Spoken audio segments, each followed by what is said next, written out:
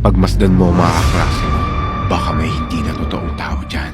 Story time. Meron akong kwento tungkol sa university namin, ang University of Iloilo. Hindi ko alam kung totoo to pero second year college ako nito. From the Department of Education or EDUC. Nang araw na to, unang klase namin sa prof namin na to.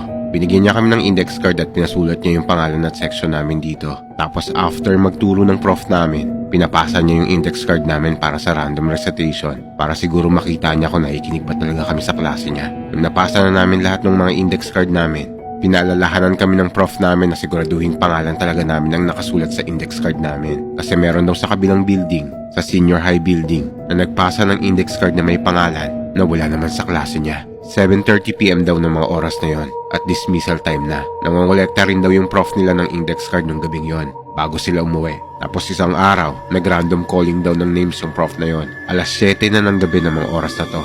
Pagkatawag daw ng prof nila sa pangalan na yon, Ana Marie de la Cruz. Walang tumayo. Nagtinginan daw ang lahat ng klase kung sino yung pangalan na yon. Kaya para raw makasigurado, tinignan ng prof nila yung class list ng buong klase. At wala nga ganung pangalan sa klase niya. Dito na raw nagtaka yung prof nila at tinanong na sila kung may nakasama raw ba silang ganung pangalan. Biglang may isang estudyante ang nagsalita.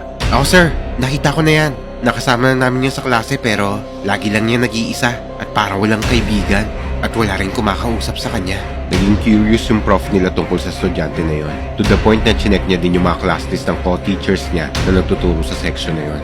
Pero nalaman niya na wala talagang ganung name sa class list. Pero nakakapagtaka raw, lagi niya raw nakikita yung pangalan na yun sa tuwing nangongolekta siya ng mga projects. Nagtataka na yung prof nila kasi hindi niya nabibigyan ng grade yung student na yun dahil walang pangalan sa class list niya. Nung kinuwento niya at ipinakita niya yung name ng estudyante na yun sa ibang co-teachers niya na matagal na sa school na yun, ang sabi sa kanya ng mga yon, yung estudyante na raw na yun ay niwakasan ang buhay niya sa loob ng classroom na yun kung saan sila nagkaklase. Kaya raw siguro laging nagmumulto yun sa classroom nila.